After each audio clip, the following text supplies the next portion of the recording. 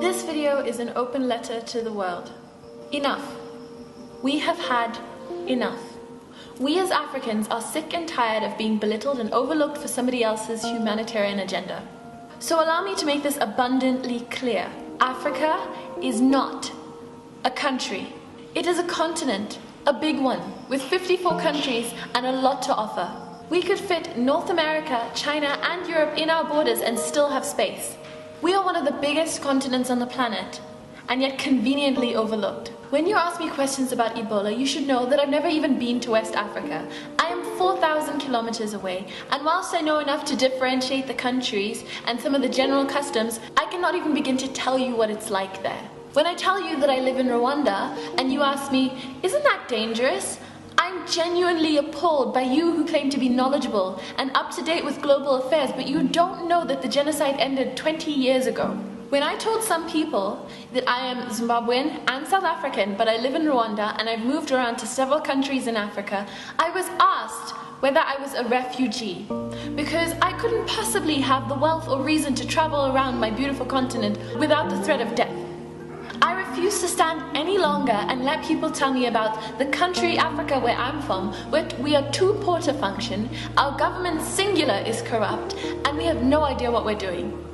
I refuse to be belittled and treated like a second-class citizen. I refuse to be made into a novelty when I achieve something great. You know, you all think that the way that you put Lupita Nyong'o on a pedestal and nearly worshipped her is amazing. Like it's the highest honor or accomplishment for an African. Don't get me wrong, we are very proud of her because when one of us achieves something great, we celebrate as communities.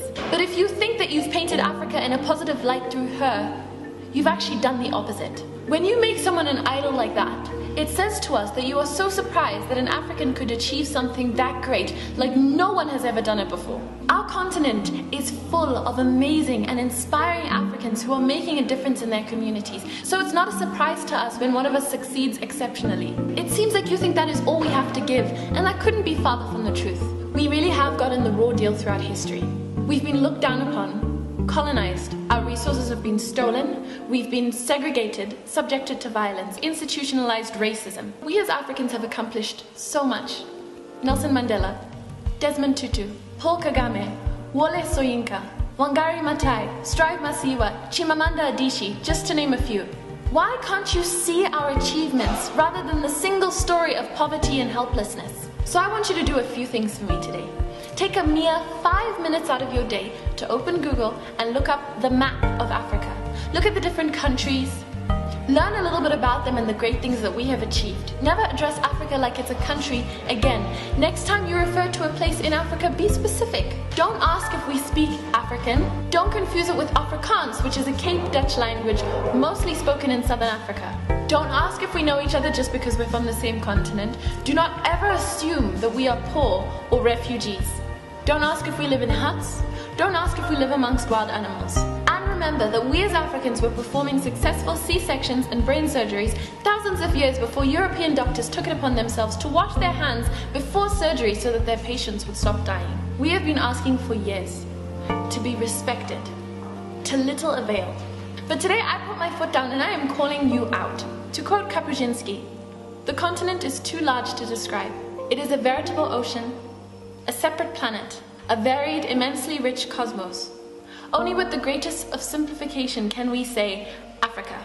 And so I say to you, the rest of the world, that it is time to pay attention to us. We are very quickly overtaking you and we refuse to be overlooked any longer. From Iwani Mawacha. If you want to know more about the points that I've raised in this letter, please follow the link down below. I will also be posting it to my Tumblr page from where you can reblog and share to other people. Thank you for watching this video. Please subscribe to my channel, follow my links down below, share, like, and comment. I would love to hear your thoughts. My name is Iwani Mawacha and this is Pepper and Soul, my YouTube channel. And I will see you next time I post a video.